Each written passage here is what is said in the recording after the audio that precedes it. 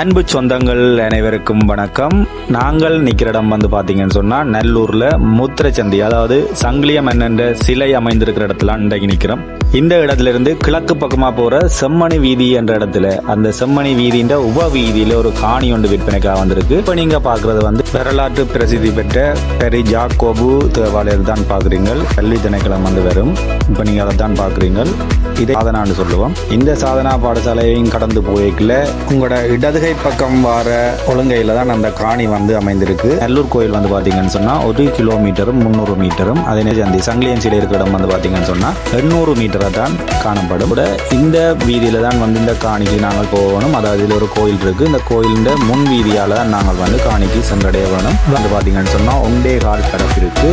இந்த 1.25 பரப்புக்கும் உரிமையாளரால் சொல்லப்படுற விலை வந்து 1 கோடி பேசி தீர்மானிக்கக்கூடிய விலை. 2 பக்கமும் வந்து பார்த்தீங்கன்னு சொன்னால் மதில் அமைக்கப்பட்டிருக்கு.